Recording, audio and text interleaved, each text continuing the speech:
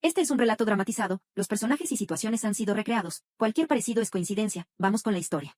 Durante años mantuve la casa de mi suegra Belén, pagué las facturas y llené el frigorífico con mi salario de enfermera mientras su hijo apenas contribuía. Cuando Javier trajo a su amante Marta para vivir allí, Belén me echó sin piedad: Marta es más mujer que tú, tiene clase y dinero. Tú solo ocupas espacio. Hice las maletas en silencio, pero lo que ninguna de las dos imaginaba es que yo también sabía jugar. Llevaba la bandeja con el desayuno de Belén cuando escuché su risa estridente viniendo de la sala. Era domingo por la mañana, y yo había madrugado para comprar las ensaimadas que tanto le gustaban en la panadería del barrio. 34 años cumplidos hacía 2 semanas, y seguía viviendo en la casa de mi suegra como si tuviera 18. «Ay, hijo. Qué bueno que al fin reaccionaste», decía Belén al teléfono con ese tono meloso que reservaba solo para Javier. «¿Marta? Claro que la recuerdo. Una chica con tanto estilo, tan fina. Nada que ver con». Se cayó en seco al verme parada en el umbral con la bandeja. Dejé el desayuno en la mesa sin decir palabra. Belén colgó rápido y me dedicó esa sonrisa falsa que yo conocía demasiado bien. «Buenos días, Raquel. Qué considerada eres, hija». La palabra «hija» sonaba como un insulto en su boca. Llevábamos 6 años viviendo bajo su techo. 6 años en los que yo había pagado la factura de la luz porque su pensión de viuda apenas alcanzaba para el pan y el aceite. 6 años escuchándola quejarse de que las toallas no estaban lo suficientemente suaves, de que yo compraba el jamón equivocado en el supermercado, de que mis turnos en el hospital la dejaban sola demasiadas horas. Trabajaba como enfermera en el Hospital Público de Valencia. Turnos de 12 horas, guardias nocturnas, fines de semana. Mi salario no era gran cosa, pero era constante, y era mío. O al menos eso creía yo entonces. Porque la verdad es que cada euro que ganaba iba directo a mantener aquella casa a flote, el recibo de la luz, el agua, el gas, las compras del mes. Belén ponía el techo, pero yo ponía todo lo demás. Javier apareció en la entrada, todavía en pijama aunque ya eran las 11 de la mañana. Mi marido. 36 años y ninguna prisa por nada en la vida. Trabajaba medio tiempo en una empresa de mensajería, repartiendo paquetes cuando le tocaba turno. Sus horarios eran irregulares, según él. Yo llevaba años sin hacerle más preguntas. ¿Desayuno?, le pregunté. Luego, respondió sin mirarme. Tengo que salir. ¿Un domingo? Sí, un domingo. Su tono cortante me heló la sangre. ¿Algún problema con eso? Tragué saliva. Últimamente todo con Javier era así, hostil, distante, como si mi sola presencia lo irritara. Pero yo seguía diciéndome que eran rachas malas, que el matrimonio tenía altibajos, que debía ser paciente y comprensiva. Que las cosas mejorarían. Qué estúpida había sido. Esa misma tarde, mientras doblaba la ropa limpia en nuestro cuarto, encontré el recibo. Había caído del bolsillo de uno de sus pantalones al sacudirlo, una cuenta de un restaurante en el centro de Valencia, de esos con mantel de lino y copas de cristal. 215 euros. 2 botellas de vino Ribera del Duero. 2 entrantes.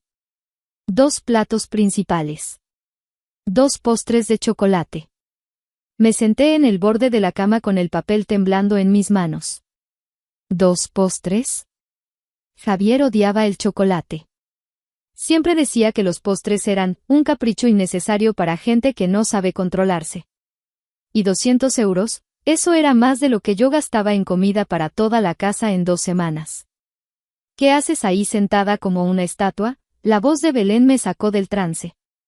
Estaba plantada en la puerta de la habitación con los brazos cruzados sobre el pecho.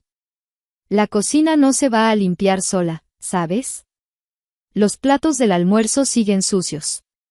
Guardé el recibo en el bolsillo de mi pantalón y bajé sin responder. Lavé los platos que nadie más había tocado, limpié la encimera de mármol falso, pasé la bayeta por la mesa, saqué la bolsa de basura al contenedor de la esquina. Belén me observaba desde su sillón de terciopelo gastado como una reina supervisando a la servidumbre. Raquel, dijo de repente con un tono demasiado casual. ¿Tú crees que mi Javier es feliz contigo? La pregunta me golpeó como una bofetada en plena cara. ¿Perdona? Es que lo veo tan apagado últimamente. Antes era un chico tan alegre, tan lleno de vida y de energía. Desde que se casó contigo está, no sé cómo decirlo. Triste. Resignado. Cerré el grifo con tanta fuerza que casi rompo la manija. Belén, yo trabajo 12 horas al día en el hospital para que esta casa funcione. Pago las facturas. Compro la comida. Me ocupo de todo. Ay, hija, no te pongas así de susceptible. Su sonrisa venenosa nunca flaqueaba. Solo digo que quizás mi hijo necesita algo más en la vida. Alguien con más energía. Más alegría. Más clase. Una mujer que lo inspire a ser mejor, ¿entiendes? Salí de la cocina antes de decir algo de lo que me arrepintiera. Subí las escaleras con las piernas temblorosas y me encerré en el baño. Me miré en el espejo, ojeras profundas, pelo recogido sin gracia, la bata del hospital todavía puesta porque ni siquiera había tenido tiempo de cambiarme después del turno. Eso era lo que veía Javier cuando me miraba. Una mujer cansada, sin gracia, sin clase. Los días siguientes fueron extraños y tensos.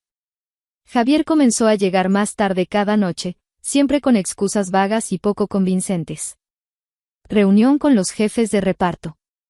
Inventario en el almacén. Papeles que revisar para la nómina. Una noche llegó casi a medianoche, y cuando lo abracé en la puerta, noté que olía diferente. No era perfume exactamente, era algo más sutil, crema de manos cara, de esas con aroma a vainilla francesa, de las que yo no podía permitirme comprar porque cada euro que ganaba iba a parar a las facturas de aquella casa maldita. ¿Dónde estuviste?, pregunté tratando de sonar casual y no celosa. Ya te lo dije antes de salir. Trabajo. ¿Hasta esta hora de la noche? Se zafó de mi abrazo con brusquedad. Raquel, estoy agotado. ¿Podemos no hacer el tercer grado ahora mismo? Me quedé despierta toda la noche mirando las grietas del techo. A mi lado, Javier roncaba sin un ápice de remordimiento, con el móvil boca abajo sobre la mesita de noche. El viernes por la tarde, todo explotó. Yo estaba en la cocina pelando patatas para hacer una tortilla para la cena cuando Javier entró con una expresión que nunca le había visto antes. Decidida. Casi aliviada. Como si estuviera a punto de quitarse un peso enorme de encima. Raquel, tenemos que hablar de algo importante. Dejé el cuchillo en la tabla de cortar. Dime. Marta va a venir a vivir aquí con nosotros. El silencio que siguió fue tan denso y pesado que podría haberlo cortado con ese mismo cuchillo. ¿Qué has dicho? Marta. Una amiga mía. Necesita un lugar donde quedarse temporalmente y mi madre y yo hemos decidido que puede instalarse en el cuarto de invitados. Una amiga. Mi voz sonó aguda, casi histérica incluso para mis propios oídos. ¿Vas a traer a una mujer desconocida a vivir a esta casa sin ni siquiera consultármelo? No es desconocida para mí. Yo la conozco muy bien desde hace tiempo. Las palabras cayeron como piedras sobre mi pecho. Yo la conozco muy bien desde hace tiempo. El recibo del restaurante caro. Las llegadas tarde. El olor a crema francesa. Todo encajaba de golpe con una claridad brutal. No.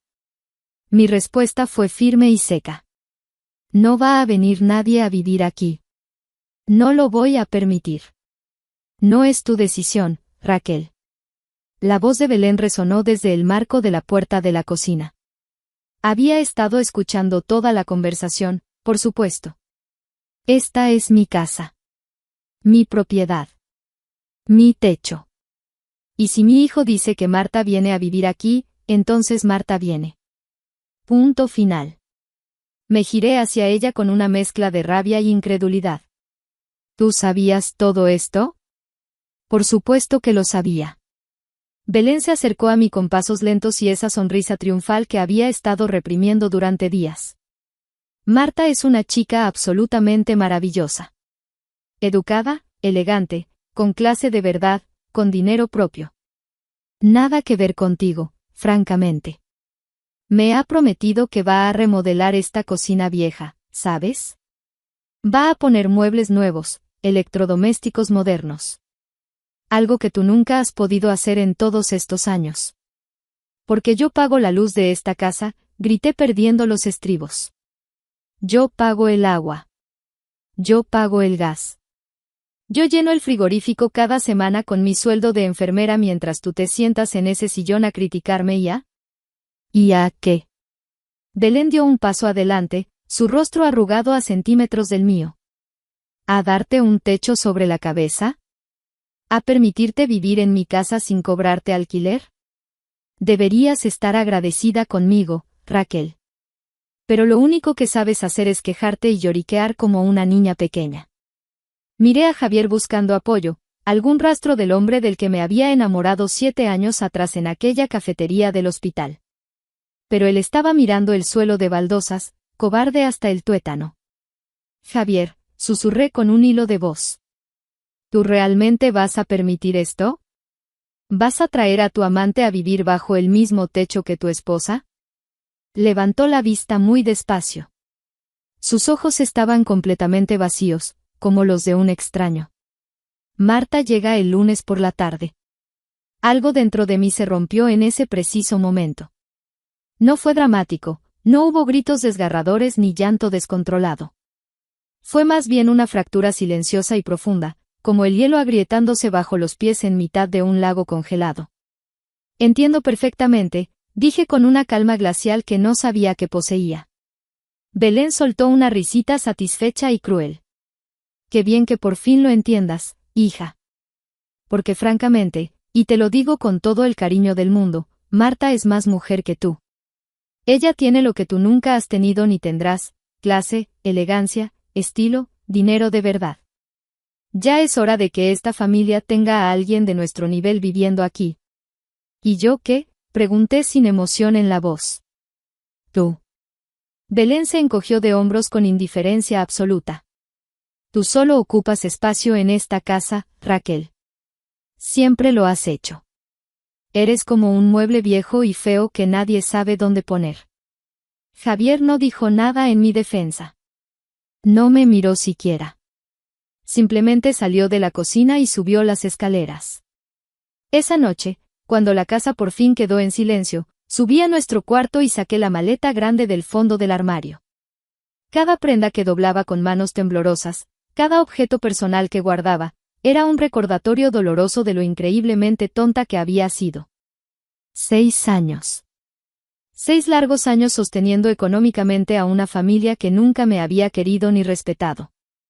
Escuché el timbre de la puerta principal y las risas falsas y exageradas que venían del piso de abajo.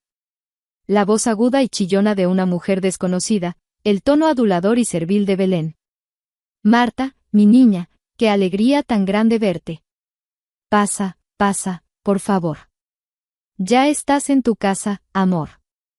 Me asomé con cuidado por la ventana de la habitación. Una mujer rubia de unos 30 años, vestida con ropa evidentemente cara y moderna, abrazaba a Belén en la entrada como si fueran viejas amigas de toda la vida. Javier estaba parado a su lado, sonriendo de una manera que hacía meses o quizás años no me dedicaba a mí. Terminé de cerrar la cremallera de la maleta con un nudo en la garganta. Saqué mi teléfono móvil del bolsillo y abrí la aplicación del banco con dedos temblorosos. Respiré hondo. Mis dedos se movieron con precisión casi quirúrgica sobre la pantalla táctil, cancelando uno por uno todos los débitos automáticos que había configurado cuidadosamente años atrás cuando nos mudamos a esta casa.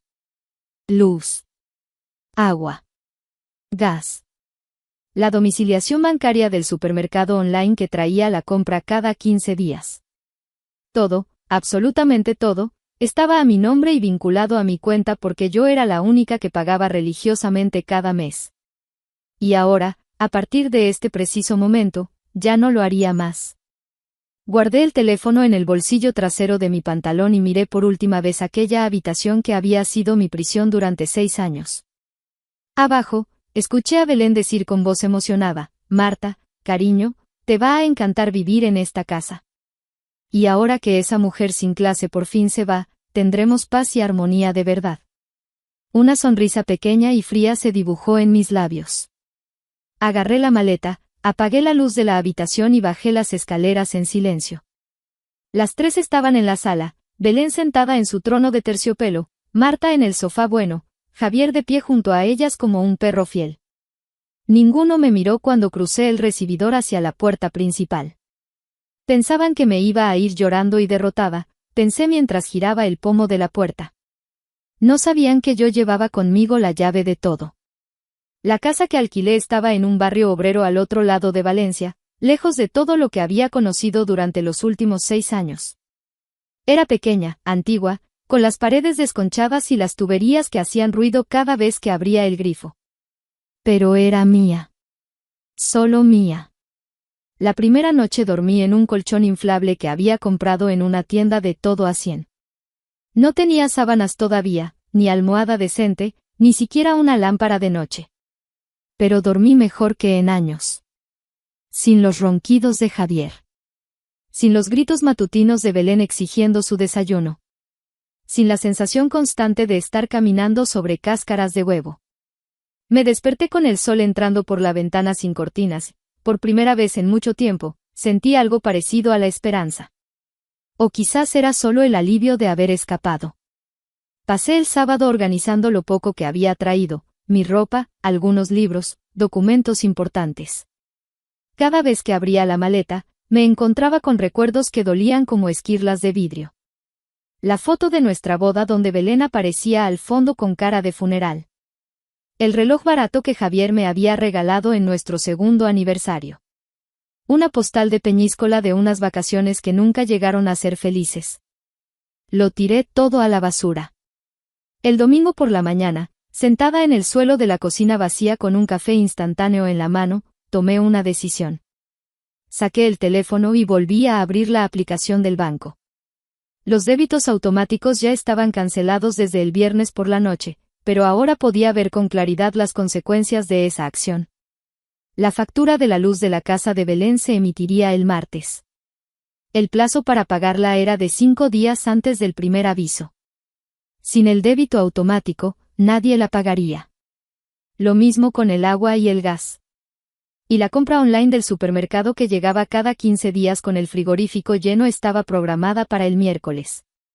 Todo iba a colapsar en cuestión de días. Sonreí.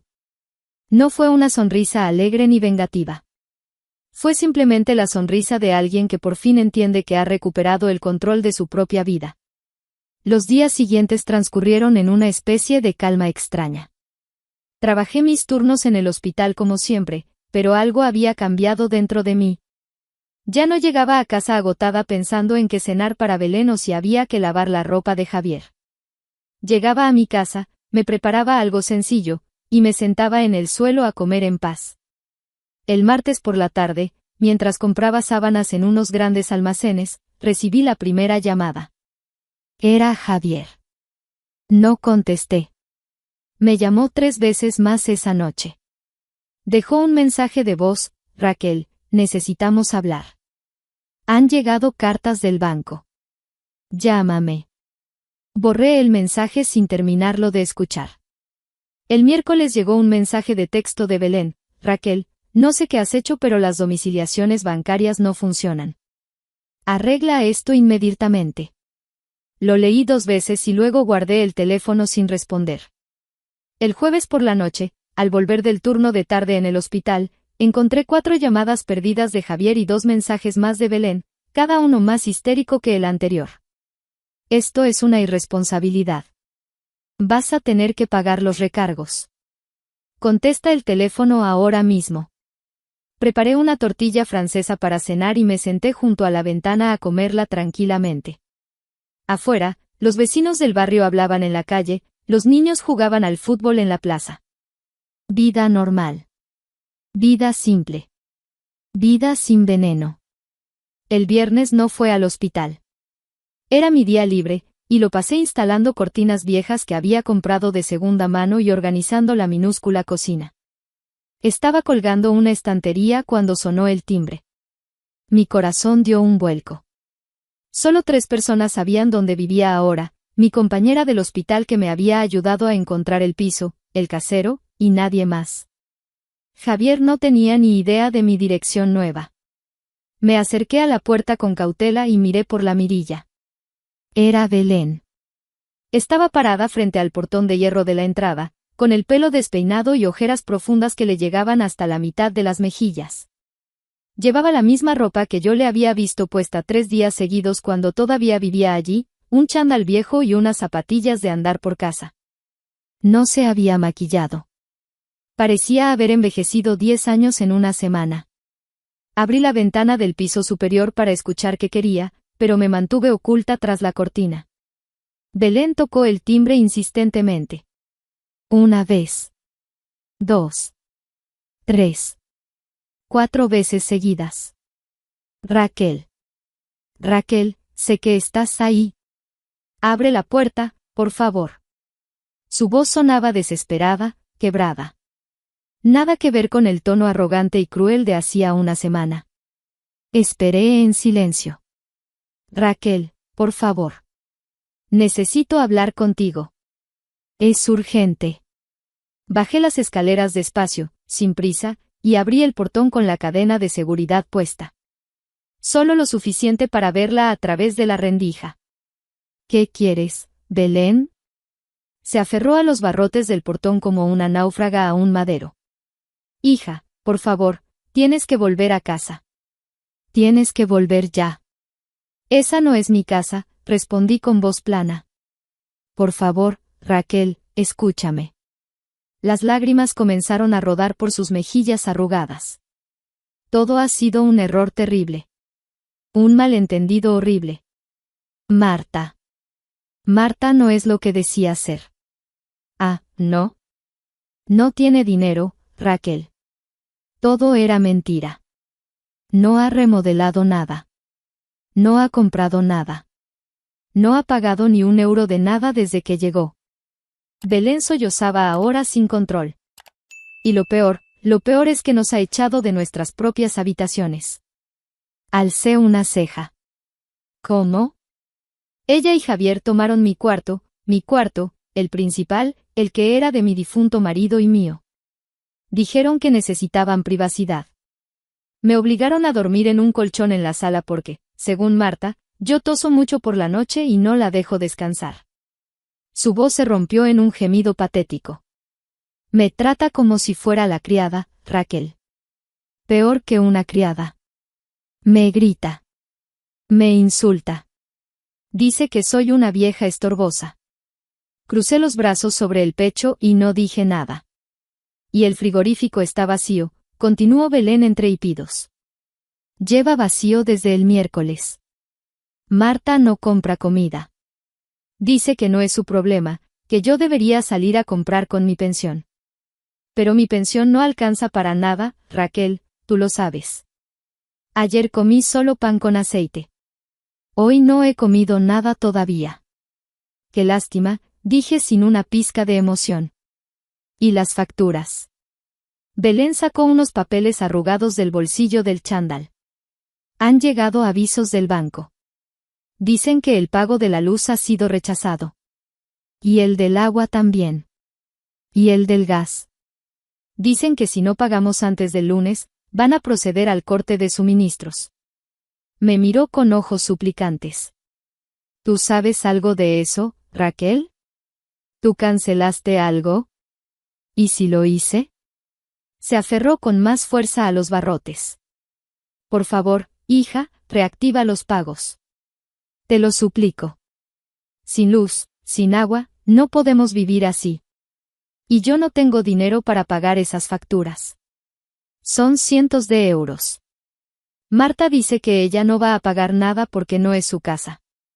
Pero si ella iba a remodelar la cocina, dije con sarcasmo. ¿No era esa la promesa? Muebles nuevos, electrodomésticos modernos, todo de lujo. Belén bajó la cabeza avergonzada. Era mentira. Todo era mentira. Ella no tiene nada, Raquel. Vive de lo que Javier le da, y Javier apenas gana para sus cigarrillos. Qué conveniente. Raquel, por favor. Belén juntó las manos como si estuviera rezando. Vuelve a casa. Te lo ruego. Yo voy a echar a Marta a la calle esta misma noche si tú vuelves. Le voy a decir que se largue y que no vuelva nunca más. Te lo juro por la memoria de mi difunto esposo. La miré fijamente. Esta mujer que me había humillado durante 6 años, que me había llamado, sin clase, que había dicho que yo solo ocupaba espacio, ahora estaba de rodillas frente a mi puerta suplicando como una mendiga. ¿Y Javier?, pregunté. ¿Él también quiere que vuelva? Belén titubeó. Él está confundido. Pero si tú vuelves, él va a entrar en razón. Estoy segura. Yo voy a hablar con él. Voy a hacer que te pida perdón de rodillas si hace falta. No, dije con una calma helada. ¿Qué? He dicho que no, Belén. Di un paso atrás, alejándome del portón. No voy a volver. No voy a reactivar ningún pago. No voy a resolver vuestros problemas. Pero Raquel, por favor. Nos vamos a quedar sin luz. Sin agua. No podemos vivir así. Deberías hablar con Marta, sugerí con una sonrisa fría. Ella es la mujer con clase, con dinero, con estilo. La que iba a darle a tu familia el nivel que yo nunca pude darles. Estoy segura de que ella sabrá resolver todo esto. Al fin y al cabo, es más mujer que yo, ¿no es lo que dijiste? Raquel, por favor, no me hagas esto. Soy una anciana. Una anciana que me echó de su casa como a un perro callejero, repliqué sin levantar la voz. Una anciana que me dijo que yo solo ocupaba espacio. Que nunca tuve clase ni la tendría jamás. ¿Te acuerdas de esas palabras, Belén? Ella sollozó más fuerte, aferrándose a los barrotes con las manos temblorosas. Lo siento, Raquel. Lo siento muchísimo. Me equivoqué. Fui una tonta. Por favor, perdóname. Lamento mucho tu situación, dije con una voz tan fría como el hielo. De verdad que lo lamento. Pero ya no es mi problema. Que la mujer con clase se ocupe de las facturas ahora. Que ella llene el frigorífico. Que ella te dé de comer. Yo estoy muy feliz en mi casita pequeña y tranquila. Raquel, no puedes abandonarme así. Después de todo lo que hice por ti, te di un techo. Un techo que yo mantuve durante 6 años, la corregí. Pero tranquila, Belén. Seguro que Marta es tan generosa como decías. Seguro que ella te va a cuidar muy bien. Cerré el portón con un golpe seco y eché la llave con manos firmes. Belén gritó mi nombre varias veces más desde la calle, pero no volví a abrir. Subí a mi piso, cerré la ventana, y me senté en el sofá de segunda mano que había comprado el día anterior. Desde arriba podía escuchar sus sollozos desesperados, sus súplicas incoherentes, sus puños golpeando inútilmente el portón de hierro. Preparé un té y me senté junto a la ventana a beberlo despacio. Abajo, Belén seguía llorando. Finalmente, después de casi 20 minutos, se rindió. La vi alejarse calle abajo con los hombros caídos, arrastrando los pies como una mujer derrotada. Me terminé el té en paz absoluta. Pensé en Javier, en Marta, en la casa sin luz dentro de 3 días. En el frigorífico vacío. En Belén durmiendo en un colchón en la sala, tosiendo toda la noche mientras su nuera perfecta la trataba como basura. No sentí alegría. No sentí venganza satisfecha. Solo sentí alivio. Como si me hubiera quitado un abrigo pesado que llevaba arrastrando durante años sin darme cuenta.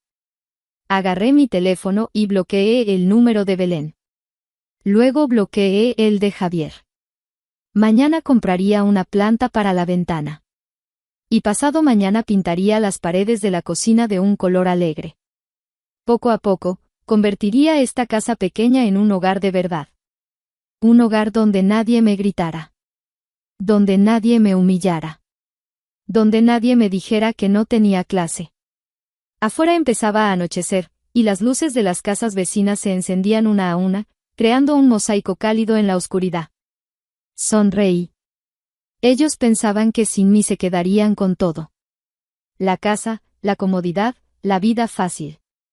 No sabían que yo era el Belén que sostenía ese castillo de naipes, y que sin mí, todo se derrumbaría en cuestión de días. El corte de luz llegó el martes siguiente, tal como lo habían avisado. Lo supe no porque me lo contara nadie, sino porque trabajo en el hospital y estas cosas se comentan. Una de las auxiliares que vive en el mismo barrio que Belén mencionó en el vestuario que había visto a una señora mayor, discutiendo con los empleados de la compañía eléctrica en plena calle, gritando que todo era un malentendido. No hice ningún comentario. Me cambié de ropa y me fui a casa en autobús. Mi vida había encontrado un ritmo nuevo y extrañamente satisfactorio. Trabajaba mis turnos, volvía a mi piso pequeño, cocinaba para mí misma, leía en el sofá hasta quedarme dormida. No era una vida glamurosa ni emocionante, pero era mía. Y eso valía más que cualquier otra cosa. 2 semanas después del corte de luz, mientras hacía la compra en el mercado central, me crucé con una vecina de Belén. Doña Amparo, una señora entrometida que siempre había disfrutado del chismorreo del barrio. Me vio y se acercó con prisa, claramente ansiosa por contarme lo que sabía. Raquel, hija, ¿tú sabes lo que está pasando en casa de tu suegra? Fingí indiferencia mientras pesaba tomates. No tengo ni idea. Pues están viviendo como indigentes, te lo juro por mi madre. Sin luz desde hace 2 semanas. Usan velas por la noche. Y el agua también se la cortaron hace 3 días porque tampoco pagaron. Tienen que bajar al parque a llenar garrafas en la fuente pública. Es vergonzoso. Doña Amparo bajó la voz como si compartiera un secreto de estado. Y esa mujer que trajo tu marido, la tal Marta, es una arpía de las peores. La he visto gritarle a Belén en la puerta como si fuera su esclava. Qué lástima, dije sin emoción mientras pagaba los tomates. Doña Amparo esperaba más reacción, pero no le di ese gusto. Me despedí con educación y seguí con mi compra. La primavera llegó a Valencia trayendo aire fresco y días más largos. Yo empecé a sentirme como si estuviera despertando de un sueño largo y oscuro. Pinté las paredes de la cocina de amarillo claro. Compré plantas para el balcón. Colgué cuadros baratos pero alegres en la sala. Por primera vez en años, estaba construyendo algo que era completamente mío. Fue en el hospital donde conocí a Andrés. Era técnico de mantenimiento, acababa de empezar a trabajar en nuestra planta. Era un hombre tranquilo, de 42 años, con manos de trabajador y una sonrisa amable que iluminaba los pasillos grises del hospital. Me ayudó a cargar unas cajas de material sanitario un día, y empezamos a hablar. No hubo fuegos artificiales ni grandes declaraciones. Solo conversaciones fáciles durante los descansos, cafés compartidos en la cafetería, risas genuinas. Me contó que era viudo desde hacía 3 años, que vivía con su madre en un piso cerca del mercado de Ruzafa, que le gustaba cocinar y arreglar cosas rotas. Soy bueno reparando lo que se rompe, me dijo un día con una sonrisa tímida. Objetos, al menos. Las personas son más complicadas. A veces las personas también necesitan tiempo para repararse solas, respondí. Nos miramos y algo se encendió entre nosotros. Algo suave y cálido, sin prisa ni presión. Conocí a su madre, Dolores, un domingo que Andrés me invitó a comer en su casa. Era una mujer menuda y enérgica de 70 años, con el pelo completamente blanco y los ojos llenos de vida. Me abrazó en la puerta como si me conociera de toda la vida. Qué alegría que mi hijo haya encontrado a alguien tan bonita y trabajadora, dijo mientras me arrastraba a la cocina. Siéntate, hija, que voy a servirte una paella que te vas a chupar los dedos. Durante la comida, Dolores me hizo 1000 preguntas sobre mi trabajo, mis gustos, mi familia. No hubo juicios, ni críticas veladas, ni comparaciones. Solo interés genuino y calidez. Cuando le conté vagamente que venía de un matrimonio complicado, ella me tomó la mano por encima de la mesa. El pasado es el pasado, Raquel. lo que importa es quién eres hoy y quién quieres ser mañana. Casi lloré ahí mismo. Andrés y yo comenzamos a salir oficialmente en mayo. Cenas sencillas, paseos por el jardín del Turia, tardes de domingo viendo películas en mi sofá destartalado. Él nunca me presionó para contarle más de lo que yo estaba lista para compartir. Simplemente estaba ahí, sólido y constante como una roca. En julio nos fuimos juntos un fin de semana a la playa de Cullera. Caminamos descalzos por la arena al atardecer, y Andrés me preguntó si alguna vez había pensado en volver a formar una familia. No sé si estoy lista, admití con honestidad. No hay prisa, respondió besándome la frente. Tenemos todo el tiempo del mundo. Pero resultó que el tiempo tenía sus propios planes. En septiembre, mientras organizaba el armario de la ropa de verano, me di cuenta de que mi periodo llevaba más de un mes de retraso. Al principio lo atribuí al estrés, al cambio de rutina, a todo lo vivido. Pero cuando el retraso llegó a 6 semanas, compré una prueba de embarazo en la farmacia de la esquina. Las 2 líneas rosadas aparecieron casi instantáneamente. Me senté en el borde de la bañera con la prueba temblando en mis manos. Embarazada. De Andrés. Un hombre bueno que me trataba con respeto y ternura. En una casa que era mía. Con una vida que por fin me pertenecía. Lloré, pero esta vez fueron lágrimas de alegría mezcladas con miedo. Se lo conté a Andrés esa misma noche. Él me abrazó tan fuerte que casi no podía respirar y me susurró al oído: vamos a hacerlo bien, Raquel. Juntos. Tú, yo y mi madre. Vamos a criar a este bebé rodeado de amor. Dolores, cuando se enteró, organizó una cena familiar inmediatamente. Me sentó en la cabecera de la mesa como si fuera una reina y anunció a todos sus hermanos, primos y sobrinos que iba a ser abuela otra vez. Esta niña es un regalo del cielo, dijo levantando su copa de agua con gas. Y esta familia la va a cuidar como se merece.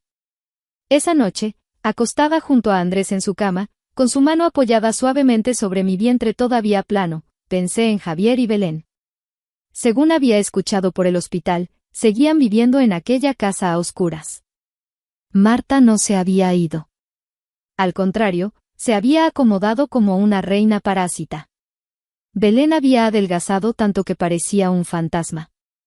Javier había perdido su trabajo en la empresa de mensajería por llegar tarde constantemente, agotado de las peleas nocturnas. No sentí lástima. No sentí triunfo. Simplemente no sentí nada. Ellos habían elegido su camino. Yo había elegido el mío. Y mi camino, finalmente, me había llevado a un lugar de luz. Cerré los ojos y apoyé mi mano sobre la de Andrés.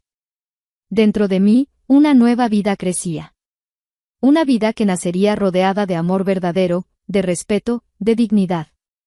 Una vida que nunca conocería lo que era sentirse invisible en su propia casa. Sonreí en la oscuridad. Había tardado 34 años y un matrimonio destruido, pero por fin había aprendido la lección más importante: nadie puede quitarte tu valor si tú misma no se lo permites.